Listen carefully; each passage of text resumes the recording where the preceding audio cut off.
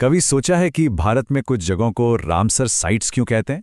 ये सिर्फ खूबसूरत झीलें या दलदल नहीं है। नहीं, ये उससे कहीं ज्यादा है। ये हमारी धरती के लिए, हमारे इकोसिस्टम के लिए बहुत जरूरी है। तो चलिए आज भारत के इन अनमोल खजानों की एक शानदार यात्रा पर निकलते हैं। तो आज के हमारे सफर में हम क्या-क्या देखने वाले हैं? सबसे पहले तो समझेंगे कि ये वेटलैंड्स का खजाना असल में है क्या। फिर देखेंगे कि कौन से राज्य इस लिस्ट में टॉप पर हैं। इसके बाद पूरे देश का एक चक्कर लगाएंगे, कुछ बहुत ही अनोखी जगहों पर रुकेंगे और आखिर में इस पूरी लिस्ट से क्या बड़ी तस्वीर सामने आती है, इसे समझने की कोशिश करेंगे। तो ठीक है, शुरुआत करते हैं। सबसे पहले ये पता लगाते हैं कि भारत के पास आखिर ये वेटलैंड्स का खजाना है कितना बड़ा और ये इतने खास हैं क्यों। एक अंदाजा लगाइए, भारत इतना बड़ा और विविधताओं से भरा देश है, तो यहाँ ऐसे कितने प्रोटेक्टेड वेटलैंड्स होंगे। सोचिए, जो भी नंबर होगा वो हमारे देश की नेचुरल डाइवर्सिटी के बारे में बहुत कुछ बताएगा। तो ये नंबर है 64। जी हाँ, पूरी 64 साइट्स, और हर एक साइट अपने आप में एक पूरी दुनिया है, एक अनोखा इकोसिस्टम। ये सब मिलकर भारत की नेचुरल हेरिटेज का एक बहुत बहुत जरूरी हिस्सा बनाते हैं। अब ये जो 64 साइट्स हैं, ये पूरे देश में फैली हुई हैं, लेकिन ये भी सच है कि कुछ राज्य इस मामले में बाकियों से काफी आगे हैं। तो चलिए अब देखते हैं कि कौन है वो लीडर्स। ये देखिए, यह तस्वीर काफी साफ हो जाती है। टॉप पर दो राज्य हैं, तमिलनाडु और उत्तर प्रदेश। दोनों के पास 10-10 रामसर साइट्स हैं, मतलब एकदम बराबरी का मुकाबला। और उनके ठीक पीछे है जम्मू और कश्मीर, जहां 5 साइट्स हैं। तमिलनाडु की बात करें तो यहाँ की लिस्ट कमाल की है। एक तरफ पिचावरम जैसे घने मैंग्रोव जंगल मिलेंगे, तो दूसरी तरफ पल्लीकरनई जैसे मार्श यानी दलदली इलाके। मतलब कोस्टल इकोसिस्टम से लेकर मार्शलैंड तक सब कुछ है। और उत्तर प्रदेश, यहाँ की कहानी भी कुछ कम नहीं है। ऊपरी गंगा नदी का हिस्सा तो है ही, साथ में नवाबगंज और समसपुर जैसे कई बर्ड सेंचुरीज भी इस लिस्ट में है। अरे, ये वो जगह है जहां देश विदेश से पक्षी उड़कर आते हैं। बर्ड वॉचर्स के लिए तो ये किसी जन्नत से कम नहीं। तो हमने टॉपर्स को तो देख लिया, अब जरा सीट बेल्ट बांध लीजिए, क्योंकि अब हम पूरे देश का एक तेज चक्कर लगाने वाले हैं, ये देखने के लिए कि ये खजाना कहां कहां बिखरा पड़ा है। शुरुआत करते हैं पश्चिम से। राजस्थान में मशहूर केवलादेव घाना नेशनल पार्क और खारे पानी की विशाल सांभर झील दोनों ही इस लिस्ट का हिस्सा है। यहां हजारों की तादाद में माइग्रेटरी बर्ड्स आती हैं।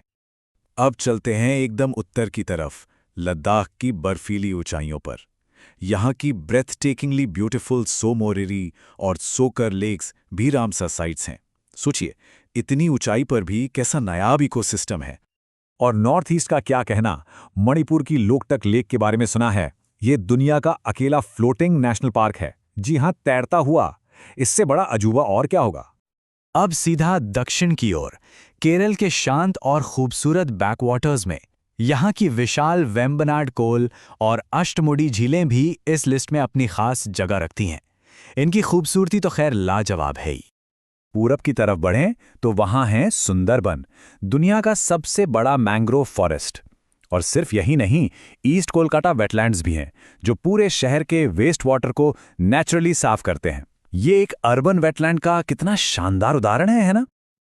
और आखिर में हमारे इस टूर पर चलते हैं गुजरात। यहाँ का नल सरोवर बर्ड सेंचुरी कमाल की जगह है। सर्दियों में यहाँ हजारों फ्लेमिंगोस का मेला लगता है। ये भी हमारी लिस्ट में शामिल है। अच्छा, इस लिस्ट में कुछ नाम ऐसे हैं जो सिर्फ अपनी खूबसूरती के लिए नहीं बल्कि अपने इतिहास के लिए भी जाने जाते हैं। चलिए कुछ ऐसे ही लैंडमार्क साइट्स पर थोड़ा और गौर करते हैं। सबसे पहले ओडिशा की चिल्का लेक। ये भारत की सबसे बड़ी कोस्टल लेक है। लोग इसे इसकी खूबसूरती और हाँ, यहाँ पाए जाने वाली डॉल्फिन्स के लिए जानते हैं। एक और बड़ा नाम है वूलर लेक का। ये जम्मू और कश्मीर में है और एशिया की सबसे बड़ी फ्रेश वाटर लेक्स में से एक मानी जाती है। ये भी हमारी लिस्ट का एक बहुत अहम हिस्सा है। और ये देखिए, मध्य प्रदेश की भोज वेटलैंड। इसका नाम महान राजा भोज के नाम पर है। ये दिखाता है कि इन जगहों का रिश्ता सिर्फ प्रकृति से नहीं, हमारे इतिहास और हमारी संस्कृति से भी कितना गहरा है। तो इस पूरे सफर के बाद, इस पूरी लिस्ट को खंगालने के बाद सवाल ये उठता है कि ये हमें बताती क्या है, इससे हमें क्या समझना चाहिए। सबसे बड़ी बात तो ये सामने आती है कि हमारे देश में वेटलैंड्स की कितनी जबरदस्त डाइवर्सिटी है। मतलब एक तरफ लद्दाख की हाई एल्टीट्यूड लेक्स और दूसरी तरफ समुद्र किनारे के मैंग्रोव्स और दलदल, पूरा एक नेटवर्क है। और दूसरी बात ये कि ये लिस्ट ये भी साफ करती है कि भले ही ये खजाना पूरे देश का है, पर कुछ राज्य जैसे तमिलनाडु और उत्तर प्रदेश इसके सबसे बड़े रखवाले हैं। उनके ऊपर इन जगहों को सहेजने की एक बड़ी जिम्मेदारी है। तो ये लिस्ट एक तरह से आज की तस्वीर है, एक स्नैपशॉट जो बताता है कि हमारे पास क्या है। लेकिन असली सवाल तो भविष्य का है। आज से सालों बाद ये लिस्ट क्या कहानी सुनाएगी? क्या ये साइट्स और बढ़ेंगी या कम हो जाएंगी?